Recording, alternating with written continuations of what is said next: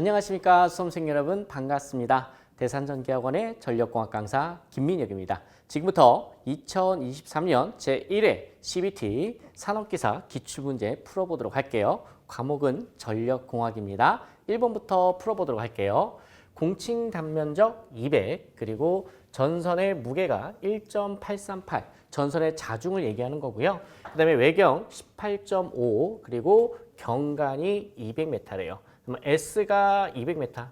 그렇게 어려운 문제 아닙니다. 이랬을 때 2도를 구하세요. 자, 그러면은 기본적으로 2도 구하는 공식 2도 D는 8T분의 WS의 제곱이다. 기본적으로 여러분 공식은 확실히 암기를 하시고 계셔야 합니다. 그리고 나서 나머지 조건 같이 확인하도록 할게요. 경동영선의 인장하중은 7,910이고 여러분 인장하중 나오면 뭐 찾으라고 그랬어요? 그렇죠. 안전율 찾아주세요 라고 말씀을 드렸었어요. 그러면 인장하중과 안전율을 이용하면 우리가 장력 T를 이용할 수가 있는 거죠. 구할 수가 있는 겁니다. 빙설하중은 0.416이고 풍합하중은 1.525다.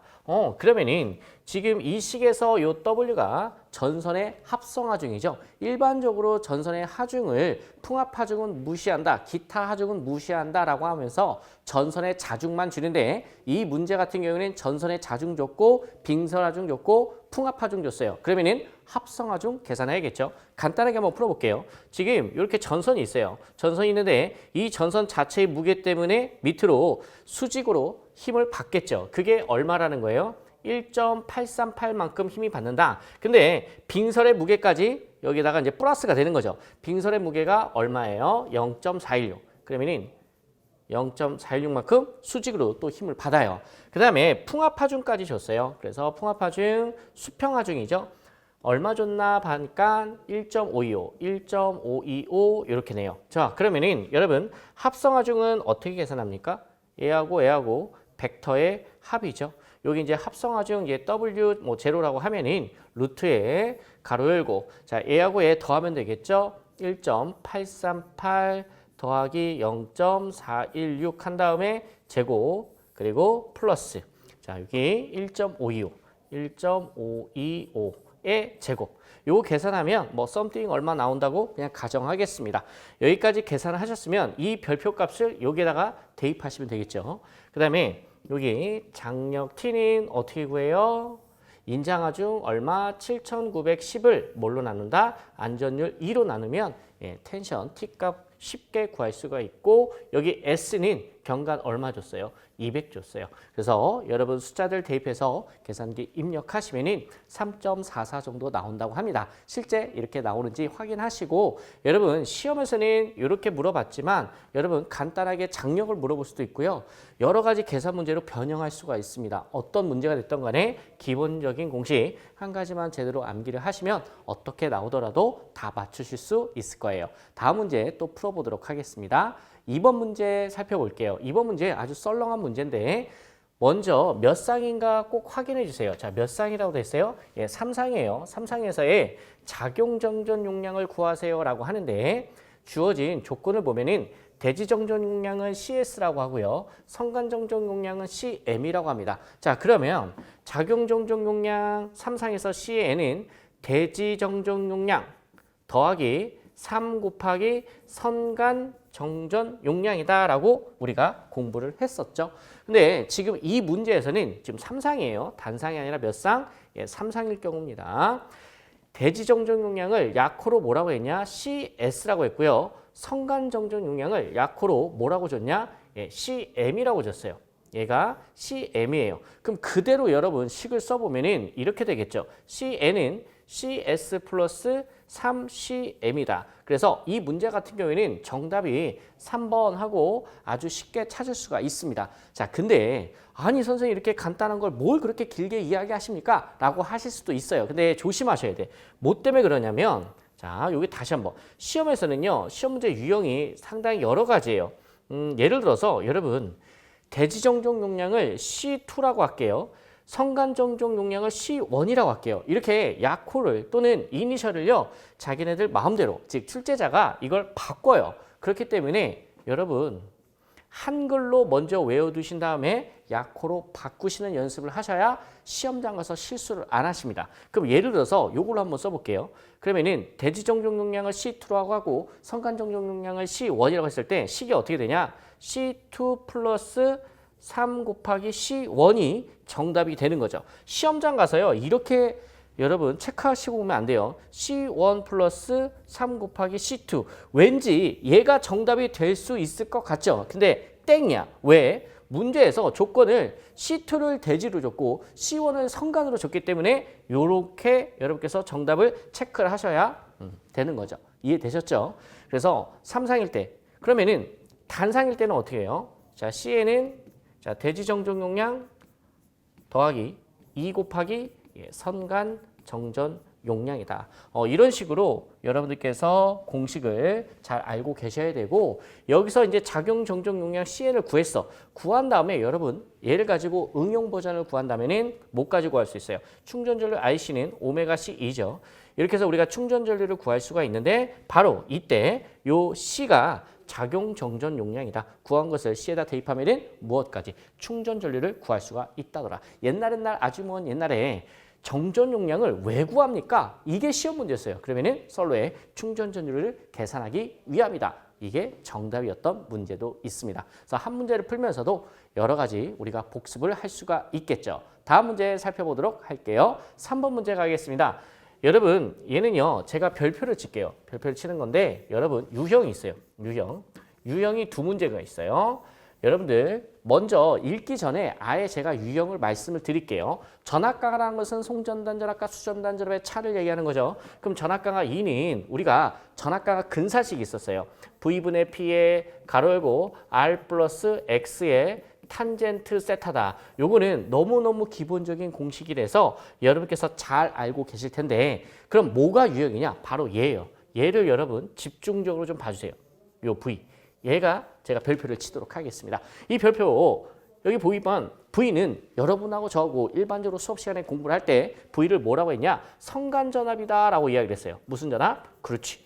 선간전압. 선간전압을 기호로 V로 하겠다라고 여러분 약속을 했던 거죠. 자, 근데 시험에서는 여러분 잘 보세요. 여러분하고 저하고 공부할 때는 선간전압을 V라고 했는데 이 문제에서는 일반적인 문제 말고 요 문제에서는 뭐라고 줬냐? 2는 상전압이다. 아하, 지금 뭐라고 그랬어요? 선간전압을 V라고 표기하는 것이 아니라 2를 무슨 전압으로? 상전압으로 표기하겠다라고 이야기를 한 거예요. 오, 그러면은 여러분 2는 요 관계죠. 아하. 그럼 보통은 우리가 선간전압을 V라고 하는데 문제에서 2는 무슨 전압? 상전압을 준 거예요. 그럼 선간전압은 상전압이 몇 배다? 루트 3배다. 요거 알고 계시죠? 그럼 요거 대신에 얘를 표기하면 되겠죠. 그래서 분모에 루트 3이 들어간 걸 우리가 보니까 얘도 이제 루트 3이 들어갔고 얘도 루트 3이가 들어갔죠. 자, 여기에서 여러분 우리가 약식 찾으면 뭐예요? 바로 얘가 되는 거죠. 이해되셨죠, 여러분? 그래서 정답은 이제 2번이 되는데 두 번째 유형이 있어요. 지금 2는 상전압이다라고 하지 않고 문제에서 2는 자, 두 번째 유형이에요. 두 번째요. 2는 선간전압이다. 이렇게 표현하고 있어요.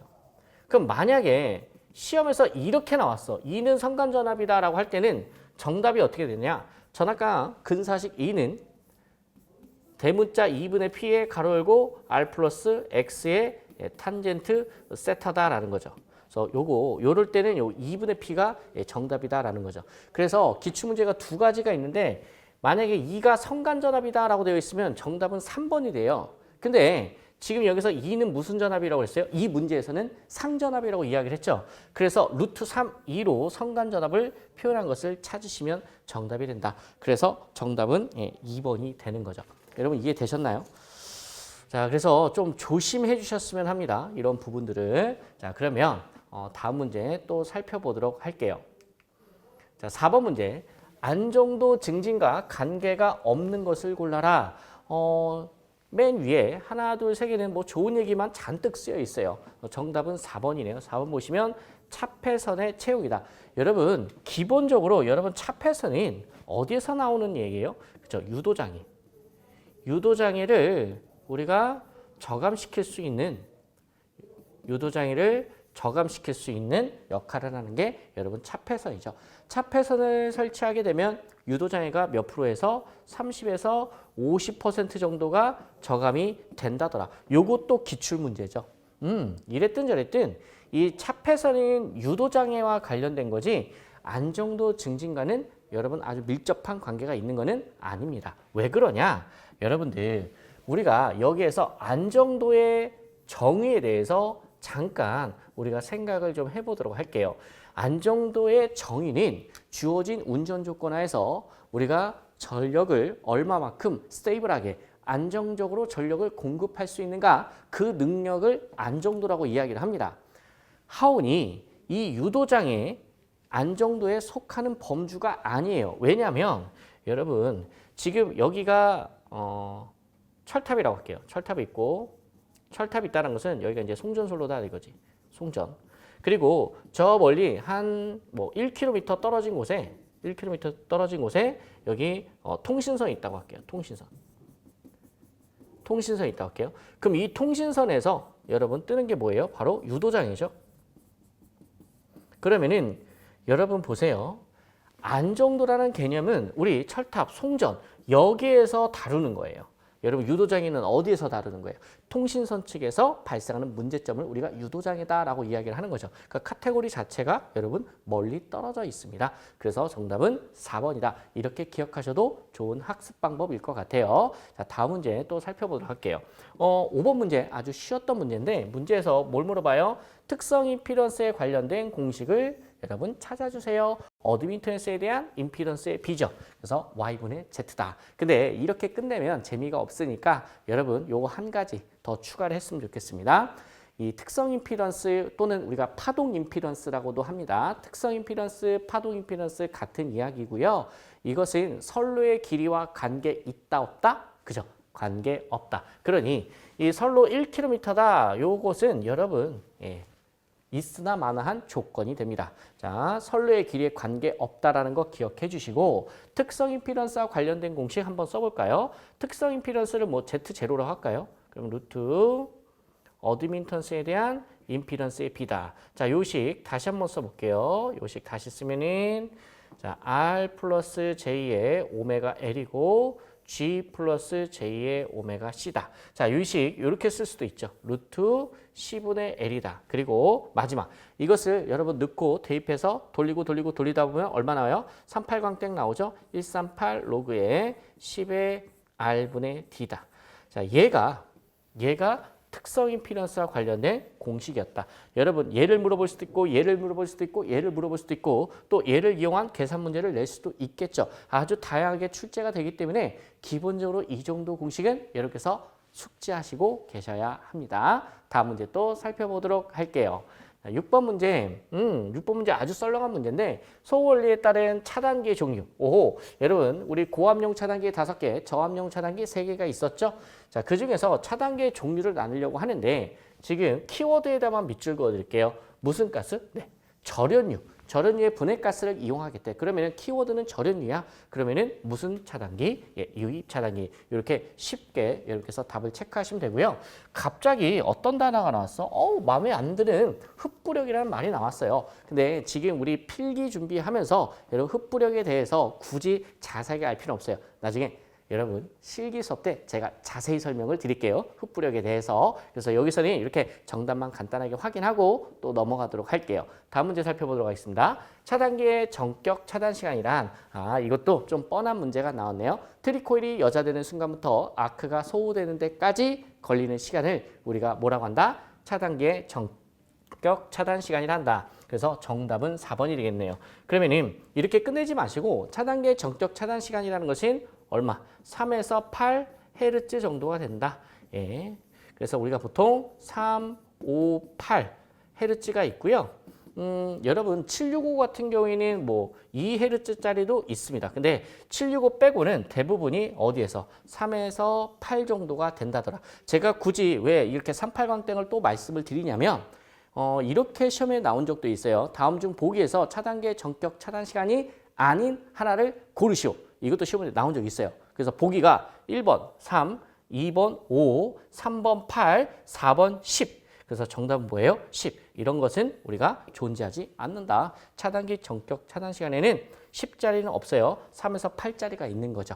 이해되셨죠? 자, 이렇게 해서 이러한 기출문제도 있다는 거 가볍게 한번 확인해봤고 다음 문제 또 살펴보도록 하겠습니다. 8번 문제 갈게요. 8번 문제 여러분 되게 어려워 보이지만 간단한 계산 문제예요. 이런 걸 가지고 여러분 겁먹으시면 안 돼요. 그리고 2차 실기에서도 이거 나왔던 기출문제입니다. 이번에 또 나왔던 거죠. 내용 한번 확인해 볼게요. 자, 역률이 80%예요. 그럼 코사인 세타 0.8이고 사인 세타 0.6이다. 바로 여러분 생각나셔야 되겠고 평형부하에 공급하고 있는 선로의 길이가 2km 3상 3선식 배전선로가 있다. 부하의 단자 전압을 여러분 부하는 송전단에 있어요? 수전단에 있어요? 수전단에 있는 게 부하죠. 그러니까 이 말은 즉슨 수전단 전압이 얼마다? 6000V다라는 얘기고 그 다음에 선로의 전압 강화율이 10%래요. 아하, 전압 강화율 델타가 얼마다? 0.1이다. 지금 얘가 포인트야. 시험에서 전압 강화율 10%를 줬기 때문에 얘 관련된 공식을 가지고 여러분께서 문제를 푸시면 아주 쉽게 여러분 해결할 수가 있을 거예요. 자, 계속해서 볼게요. 전압 강화율 10%를 넘지 않게 하기 위해서 부하 전력을 약 몇 킬로도까지 허용할 수 있겠는가? P를 구하라는 거네. P는 얼마냐? 나머지 조건 같이 확인할게요. 전선 한 선당의 저항값은 0.82 옴/km. 여러분 이게 무슨 뜻이에요? 1km당 0.82 옴이다라는 거죠. 근데 선로의 길이가 몇 킬로미터 줬어요? 2km 줬죠. 그럼 전체 선로의 저항값은 0.82에다가 2를 곱하셔야겠죠. 자, 그 다음에 리액턴스도 마찬가지로 0.38 옴/km예요. 1km당 0.38 옴이다라는 이야기야. 아, 그러니 여기다가도 여러분 선로의 길이 2를 곱해야 전체 리액턴스 X값이 나오게 되는 거죠. 자, 지금 우리는 지금 말로 저항은 0.82 옴/km, 0.38 옴/km 이런 식으로 줬는데 뭐 임피던스는 킬로미터당 0.82 플러스 J의 0.38 옴/km다.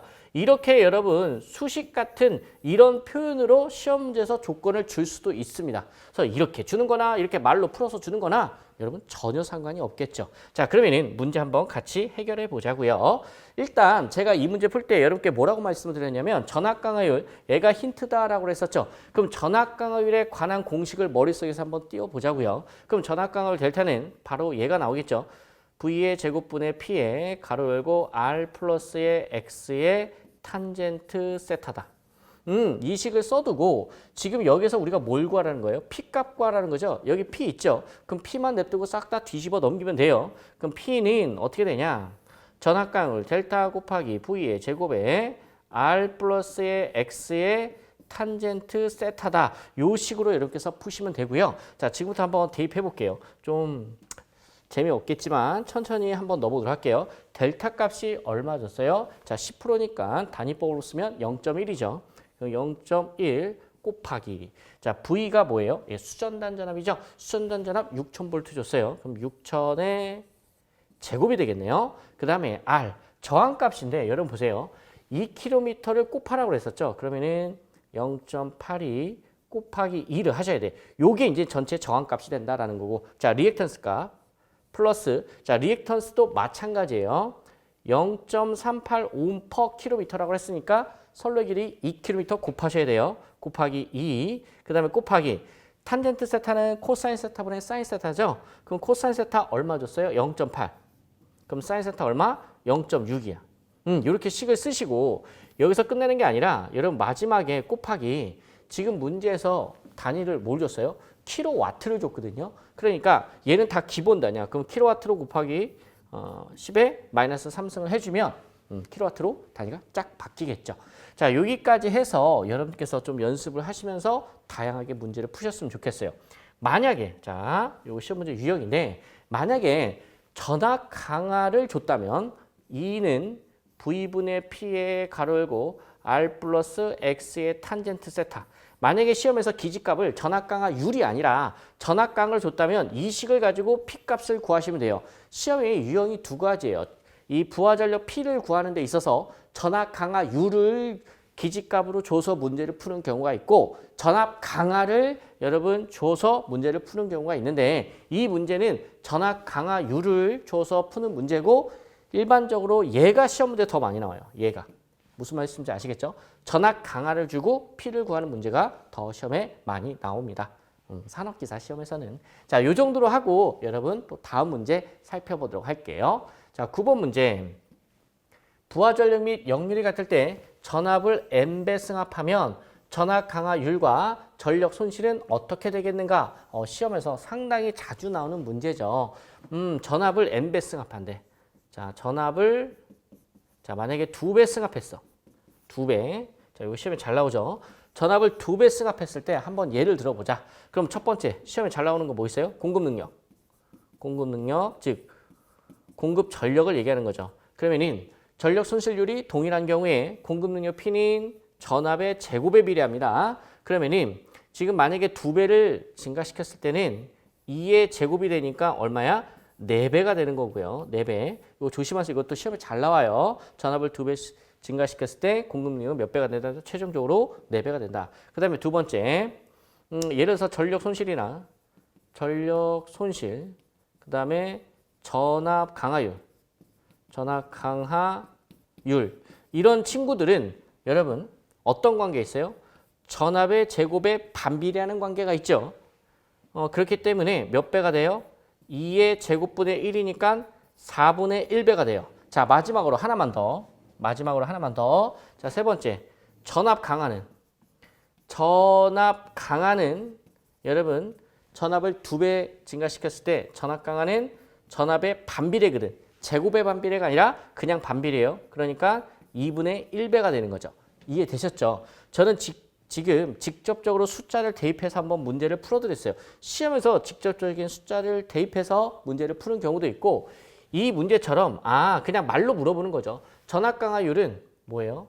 전압의 제곱에 반비례한다고 했었죠. 그 다음에 전력 손실 역시 뭐예요? 전압의 제곱에 반비례한다. 즉 n배 제곱에 반비례한다. 이런 말입니다. 그래서 둘 다 여러분 전압 강하율과 전력 손실 둘 다 뭐예요? 제곱에 반비례다. 그래서 그것을 찾으면 정답이 4번이 되겠네요. 예, 크게 어려운 문제는 아니니까 여러분께서 여러분 숫자도 넣어서 한번 계산해 보시고 시험 문제는요. 정말 다양하게 만들 수가 있어요. 그러니 너무 스트레스 받지 마시고 이 정도만 알고 계시면 시험 문제 어떻게 나오더라도 천천히 푸시면 다 맞추실 수 있습니다. 다음 문제 또 풀어보도록 할게요. 자, 10번. 10번 문제 좀 썰렁한 문제인데요. 딱 그림 보시면 이거 왜 이렇게 어려워? 이렇게 생각하실 수도 있는데 전혀 그러지 않아요. 엄청 쉬운 문제예요. 자, 그림과 같이 강제 전선관 H의 전선 심선이 X점에서 접촉했을 때 누설 전류 구하라는 거예요.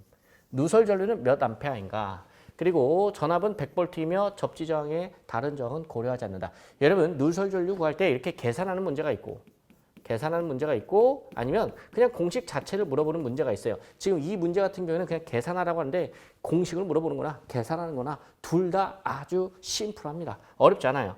자, 지금 여기서 지락이 됐대요. 그럼 전류가 요렇게 흘러서 요렇게 흐른다고. 무슨 전류가? 누설 전류가 또는 지락 전류가. 시험에서는 뭐 누설 전류라고 표현할 때도 있고 간혹 지락 전류라고 할 때도 있어요. 그래서 지락 전류, 누설 전류 둘 다 그냥 같다라고 보시면 되고요. 그러면은 지금 얘하고 얘는 무슨 관계야? 직렬 관계예요. 그래서 여러분 20 더하기 30분의 전압 얼마? 100V 걸려 있다고 했죠. 100. 그럼 50분의 100이니까 얼마? 2A. 끝.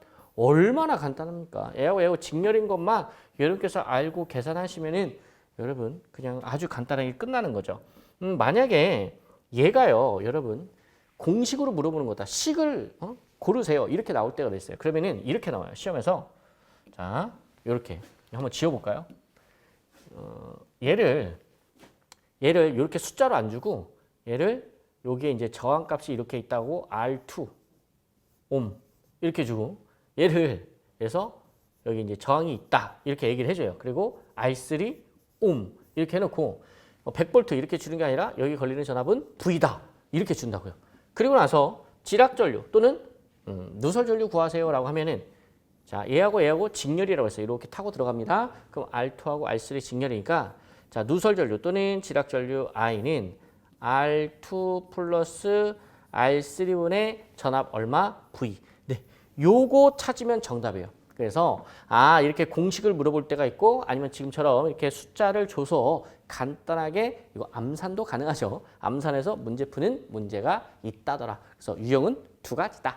자, 다음 문제 또 살펴보도록 하겠습니다. 11번. 지중 케이블이 있어서 고장점 탐지법이 아닌 하나를 고르세요. 이거는 좀 쉬운 문제죠. 정답은 3번. 매거에 의한 측정 방법. 여러분, 매거는 뭐예요? 절연저항을 측정하는 기기죠. 그러니까 땡. 아주 쉽게 우리가 맞히고 다음 문제 볼게요. 송전선에서 지금 뭐 나왔어요? 복도체.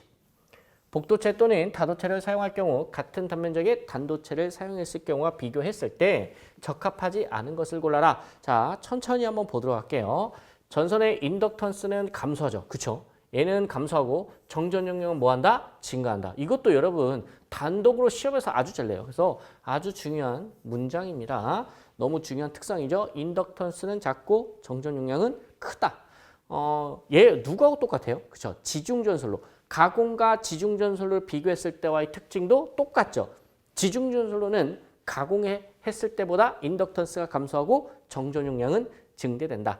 같은 얘기고. 그다음에 두 번째. 그러다 보니까 송전 용량이 증대되죠. 송전 용량 증대되면 안정도 당연히 좋아지는 거죠. 자, 그다음에 복도체를 사용하면 여러분 코로나 개시 전압이 높아진다. 그래서 코로나 방지 효과가 있다. 코로나가 방지된다. 그러면서 내 코는 무슨 코? 복코다라고 우리가 외웠었습니다. 그러면 여러분 정답은 뭐가 되냐? 정답은 이제 3번이 되는 거죠. 전선 표면의 전이 경도는 증가하는 게 아니라 감소한다. 요거 조심해 주세요. 그래서 3번과 4번 여러분 지문 헷갈리시면 안 됩니다. 다음 문제 또 살펴보도록 할게요. 좀 쉬운 문제니까 빨리 넘어갈게요. 자, 13번 비접지 3상 3선식 지금 뭐예요? 비접지래. 3상 3선식 배전솔로에서 지락 계전기를 사용하여 선택 지락 보호를 하려고 한다. 이거 스토리가 있었죠. 즉 선택 지락 계전기 생각하시면 돼. SGR. 그럼 선택 지락 계전기는 이제 비접지 계통에서 우리가 주로 사용하는 보호 계전기인데 얘는 이제 두 가지 물리량이 필요하다고 그랬어요. 하나는 영상 전류를 공급받죠. 하나는 영상 전류. 그리고 또 하나는 플러스 영상 전압. 영상 전압. 이 두 가지 물리량을 받아서 얘가 고장난 회선을 지락된 회선을 선택적으로 차단할 수 있는 계전기다라고 이야기를 했습니다. 자, 이랬을 때 그 영상 전류는 누가 공급해? ZCT가. 그다음에 영상 전압 검출한 게 뭐예요? 바로 GPT가. 그러니 SGR을 운영하기 위해서는 ZCT와 GPT가 둘 다 동시에 필요하게 되는 거죠. 그래서 얘를 찾은 게 바로 정답이 3번이 된다더라. 크게 어렵지 않았던 문제네요. 다음 문제 또 살펴보도록 할게요. 자, 14번 갈게요. 기본적인 문제인데 여러분 복도체의 등가 반지름을 물어봤어요. 그러면 일단 복도체의 등가 반지름 R2는 n의 루트에 r 곱하기 s의 n-1승이죠. 자, 여기서 복도체의 등가 반지름에서 이 r은 뭐예요? 소도체의 반지름이고 그 다음에 여기 요 s가 뭐예요? 요 s가 소도체 사이의 간격이었죠. 이게 무슨 말이었냐? 자, 예를 들어서 쭉 한번 볼게요. 자, 여기 도체가 하나, 그리고 여기 도체가 하나. 도체 두 개를 썼다고 할게요. 도체 두 개가 있어요. 그럼 이걸 뭐라고 그래요? 이도체라고 하죠. 자, 이도체가 있다고 가정을 하고요. 지금 이 도체와 이 도체 사이의 요 간격, 얘를 우리가 이제 뭐라고 한다? 기호 S로 하겠다. 지금 이 문제에서는 기호를 S라고 한 거야. 시험에서는 S라고 할 때도 있고 또는 L이라고 할 때도 있고 여러분 그건 시험에서 주어진 조건에 따라 달라지는 겁니다. 아셨죠? 자, 그 다음에 여러분 얘 작은 도체 하나를 뭐라고 하는 거예요? 얘 하나를 우리가 소도체라고 하는 거죠. 그리고 이 소도체의 반지름, 이 친구의 반지름을 뭘로 하겠다? R로 하겠다 이런 이야기예요. 자, 무슨 그림인지 이해되셨죠?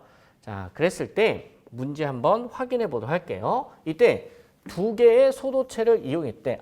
그럼 도체수 n은 뭐가 되는 거야? 2가 된다라는 거예요. 그래서 여기다가 숫자 2를 넣어주시면 돼요. 여기다 숫자 2를 넣어주시면 돼요. 자, 그러면은 등가 반지름은 어떻게 되냐? 2의 루트의 R에 곱하기 S에 2 빼기 1이에요. 자, 그러면은 여러분 2 빼기 1은 얼마예요? 1이죠. 그 다음에 여기 2가 있죠. 근데 여기 2는 우리가 보통 생략하죠. 그리고 2 빼기 1은 1인데 1도 우리가 보통 생략을 하죠. 그러면 A 지워지고 A 지워져. 그럼 남는 거 뭐 남아? 루트 RS만 남는 거죠. 그래서 정답은 요 1번이죠. 이 복도체의 등가 반지름 구하는 여러분 계산 문제가 있고 공식을 찾는 문제가 있어요. 이것도 역시 시험 문제 유형이 크게 두 가지가 있다. 자, 그러면은 한 번만 더 연습해 볼게요. 자, if. 자, 만약에 시험에서 4도체라고 했어요. 4도체. 그럼 4도체일 때 등가 반지를 한번 구해 볼게요. R2는 4의 루트에 R 곱하기 S의 4 빼기 1이죠. 그러면은 4의 루트에 R 곱하기 S다. 자, 이런 식으로 해서 빠르게 한번 4도체일 경우에 등가 반지름까지 한번 구해 봤습니다. 다음 문제 또 살펴보도록 하겠습니다. 15번. 어우, 쉬운 문제네요. 자, 송전선에 낙뢰가 가해져서 애자의 섬락이 생기면 애자가 이제 맛이 가겠죠. 자, 그랬을 때 이 애자를 보호하기 위해서 사용하는 게 뭐냐? 바로 아킹혼, 아킹링, 소호환, 소호가, 초호환, 초호가 다 같은 친구들이다라고 이야기를 했었죠. 그래서 정답은 4번이다. 요거 기억이 안 나시면 간단하게 다시 한번 우리 리마인드하는 셈 치고 그림을 썰렁하게 그려볼게요. 자, 여기 돼지고 얘가 철탑이에요. 여기 이제 애자가 있죠. 애자가 있고 애자 밑에 이렇게 이제 ACSR 전선이 지나갑니다. 자, 이랬을 때 하늘에서 낙뢰가 버붕 하고 쳐요. 그러면 이 낙뢰가 쭉 하고 진행하겠죠. 그럼 여긴 전압이 엄청 높고 철탑은 전압이 엄청 낮으니까, 그러니까 0V니까 여러분 얘가 이렇게 타고 내려가는 겁니다. 타고 내려간다? 즉 애자가 다 파손된다라는 얘기예요. 애자는 기본적으로 절연체이긴 하나 낙뢰가 워낙 센 에너지를 갖고 있기 때문에 이 애자가 버티지를 못하고 파손되는 경우가 있습니다. 그 애자 파손되면은 대형 사고 터지는 거죠. 그래서 이렇게 하지 않게 하기 위해서 어떻게 하냐? 지금 이렇게 하죠. 요 애자련의 끝과 끝에 이렇게 아킹링, 아킹온, 초호환, 초호각을 설치를 합니다. 이렇게 설치해두면은 어떻게 되는 거냐? 지직, 지직. 얘와 얘 사이가 공기로 돼 있잖아요. 이 공기의 절연을 파괴하면서 대지로 빠져나가는 거지. 샛길로. 무슨 말씀인지 이해되시죠? 그러니까 애자를 직접 거치지 않으니까 요 애자련을 보호하게 된다. 이러한 스토리였었어요. 이해되시죠? 네, 다음 문제 또 살펴보도록 할게요. 자, 16번. 장거리 제전력 송전에서 오랜만에 나왔네요. 교류 송전 방식에 비해서 직류 송전 방식의 장점이 아닌 것을 골라라.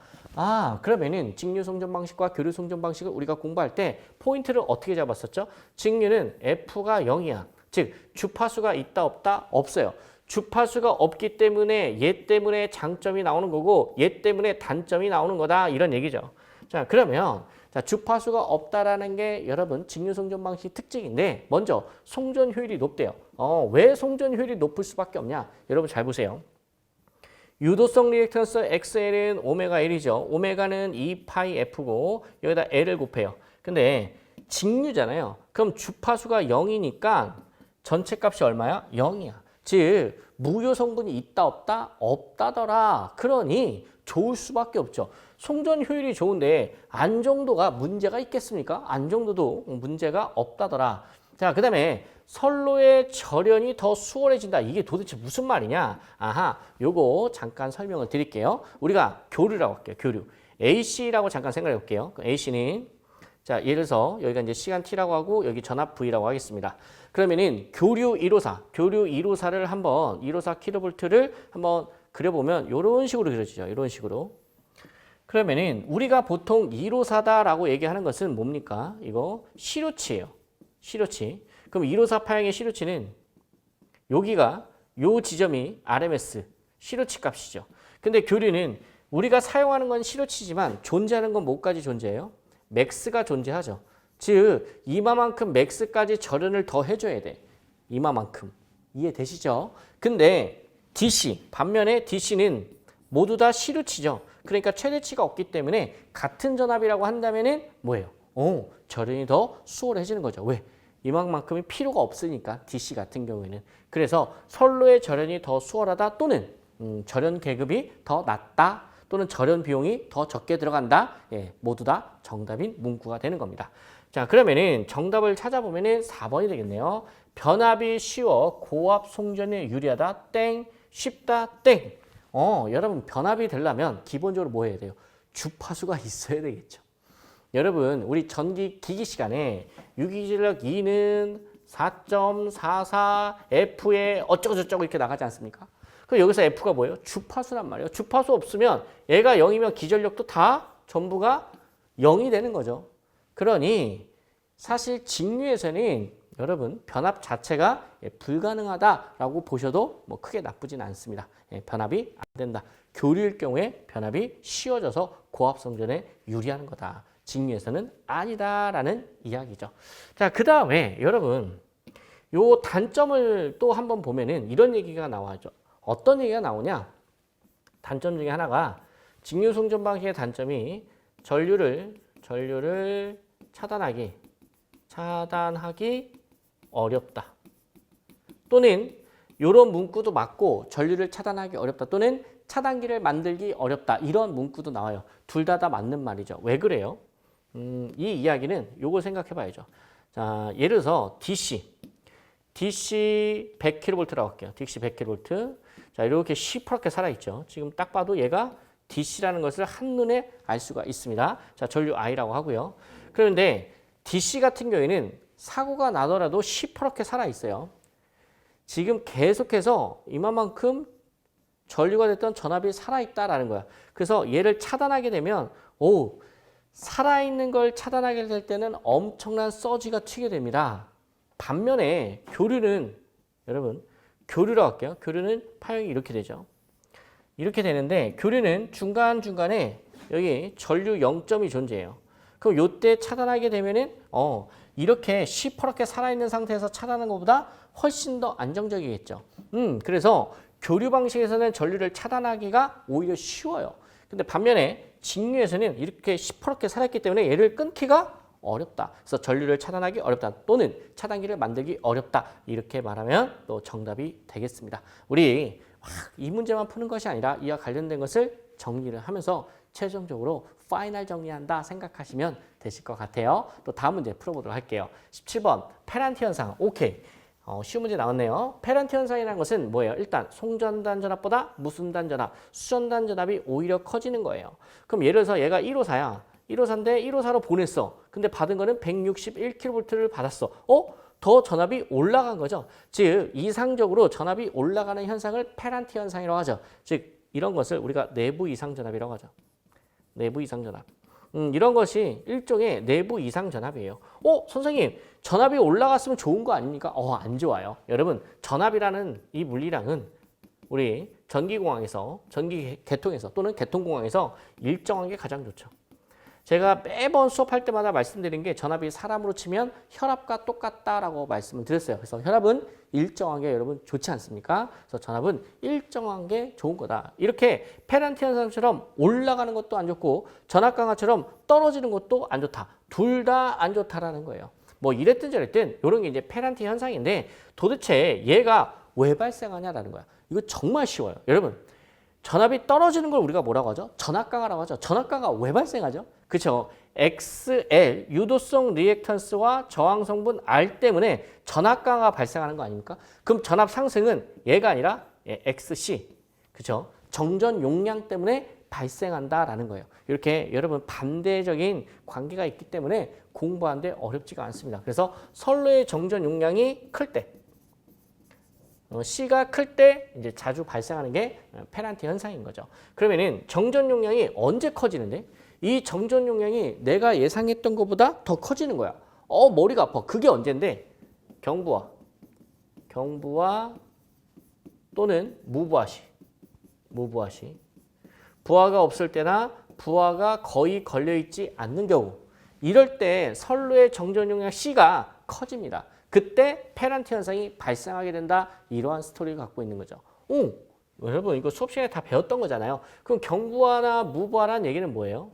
부하는 L덩어리다라고 얘기했었죠. 그럼 L이 작아지는 거야. 그럼 L이 작아지니까 C가 상대적으로 커지는 이러한 느낌이 오는 거죠. 이해되셨죠? 자, 다음 문제 또 살펴보도록 할게요. 18번. 발전기의 내부 고장. 여러분 시험에서는 발전기 잘 나오는 게 발전기나 변압기. 거의 단골이죠. 발전기, 변압기. 하나 더 얘기하면 이제 모선까지. 이러한 친구들의 내부 고장이다. 무슨 고장? 내부 고장. 얘가 이제 키워드예요. 내부 고장 나왔으면 무조건 비율 차동 계정기 찾으시면 돼요. 무조건 뭘 찾는다? 네, 비율 차동 계정기 찾으시면 된다. 많이 했던 거니까 이거는 넘어가도록 하겠습니다. 자, 19번 갈게요. 19번 좀 여러분 생소할 수 있는 문제인데 한번 살펴보도록 할게요. 수조, 헤드 탱크에 대한 설명 중 옳지 않은 것을 골라라. 여러분 여기 보시면 헤드 탱크다라고 되어 있어요. 이걸 간단하게만 좀 설명드릴게요. 제가 이거는 세모 쳐드릴게요. 너무 어려우면 버리셔도 돼. 막 시험에 매번 자주 나오는 게 아니야. 한 15년에 한 번 나올까 말까 한 문제 나온 거예요. 알겠죠? 그래서 이런 문제 때문에 여러분 스트레스 받으실 필요는 전혀 없어요. 보기 싫으면 그냥 넘어가셔도 됩니다. 우리가 이제 탱크라고 하잖아요. 우리가 이제 탱크라고 하는데 이 수조, 수조라고 하죠. 수조 우리나라 말로 종류가 두 가지가 있어요. 하나는 여러분 상수조가 있고요. 상수조. 또 하나는 이제 조압수조가 있어요. 조압수조. 상수조를 우리가 이제 헤드 탱크라고 하고 조압수조를 서지 탱크라고 이야기를 하죠. 그럼 일반적으로 우리 기출문제에서 더 많이 나오는 거는 조압수조가 시험에 더 많이 나와요. 일단 조압수조를 잠깐 정리를 하면은 얘는 역할이 뭐예요? 습격압을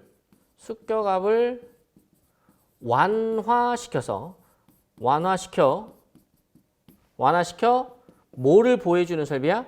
수압관을 보호해주는 설비다. 그걸 우리가 조압수조라고 합니다. 그래서 우리가 이제 습격작용, 우리 습격압을 완화시킨다. 습격작용을 완화시킨다. 이렇게도 표현을 했었어요. 이랬든 저랬든 우리 일반적인 기사, 공사기사, 산업기사 이 시험에서 자주 나왔던 건 얘예요. 카테고리가. 자, 근데 지금 이 문제는 뭐예요? 헤드탱크라고 돼 있죠. 그냥 수조라고 그랬어. 그냥 수조라고 하면 여러분 상수조예요. 그러니까 여러분께서 공부했던 거하고는 또 다른 스토리의 수조가 된다. 일단 이런 얘기예요. 그러면 아니 선생님 어떻게 공부하라는 얘기인가요? 간단하게 좀 스토리를 말씀을 드리면 우리가 터널이 있는데 압력을 받지 않는 무압 터널이 있고요. 압력을 받지 않는다 해서 무압 터널이 있고 압력을 받는 터널이 있어요. 그걸 우리가 압력 터널이라고 할게요. 압력 터널. 쉽게 말하면 수압관을 얘기해요. 자, 그러면은 압력이 걸려 있을 때 필요한 수조가 조압수조고 무압, 압력이 걸려 있지 않을 때는 우리가 상수를 이용한다. 이러한 스토리입니다. 그래서 압력이 걸렸을 때는 물의 충격을 완화시켜주기 위해서 서지 탱크가 필요한 거고, 자, 무압 터널일 때는 조압수조가 필요가 없는 거예요. 그냥 상수조만 있으면 된다더라. 그 상수조에 관한 이야기다라는 거예요. 자, 일단 뭔 말인지는 아시겠죠? 자, 그럼 여기에서 보기를 한번 볼게요. 어렵게 생각하지 마시고 일단 그러면은 요 상수조에 대해서 여러분께서 새롭게 배운다 생각하시고 들으시면 되는데 얘도 역시 아주 약간의 뭐느냐 얘만큼은 아니지만 수로 내에 수위의 이상 상승을 방지해준다라는 거예요. 자, 수로의 수위의 상승을 방지해준다. 자, 그 다음에 여기 세 번째 보시면 수로에서 유입하는 물 속의 토사를 침전시켜서 여러분 그러니까 부유물이라고 할게요. 이 물에서 자, 여기 물이 있어. 물. 이 물에 여러분 이물질 같은 게 많이 들어가 있으면 좋아요? 안 좋아요? 일단 좋을 리가 없겠죠. 그런 것들을 다 걸러주는 역할을 하는 곳이 어디냐? 바로 상수조다. 헤드탱크에서 다 그걸 걸러준다라고 생각하시면 돼요. 그러니까 거름망이 있다. 이렇게 생각하시면 되겠죠. 물속의 토사를 침전시키고 배사문으로 배사를 하고 부유물을 제거해준다. 맞는 말이야. 침전물 없애주고 부유물도 제거해준다. 그러한 역할을 하는 게 뭐다? 예, 헤드탱크다라는 거죠. 자, 그 다음에 상수조는 최대 사용 수량의 1분에서 2분 정도의 조종 용량으로 가질 필요가 있다. 시험에서 보통 1분에서 2분 이렇게 보기가 주어집니다. 그러면은 맞는 말이다. 이 탱크에 최대 사용 수량의 몇 분, 1분에서 2분 정도의 조종 용량을 가질 필요가 있다. 이 정도는 내가 캐파로 내가 가둘 수 있다. 이런 이야기예요. 그래서 일반적으로 맞는 얘기예요. 그러면 도대체 틀린 게 뭐냐? 정답은 2번이죠. 수로식 발전소의 수로 처음 부분과 수압관 아래 부분에 이걸 수력 발전의 이 구도만 알고 계시면 이게 말도 안 되는 말인지 충분히 아실 텐데 이 개념도가 예를 들어서 이 그래픽이 머릿속에 떠오르지 않잖아요. 이게 마치 무슨 말이냐면 여러분 보세요. 이 머리 있죠. 머리하고 몸통 있죠. 그 목은 어디 있어요? 이 목은 이 턱 밑과 제 어깨 이 사이에 있는 게 목이죠. 그렇게 표현해야 되는데 지금 얘는 뭐라고 하냐? 수학관 아래 부분에 설치한다. 목이 허리 밑에 있다. 이렇게 표현을 한 거나 마찬가지예요.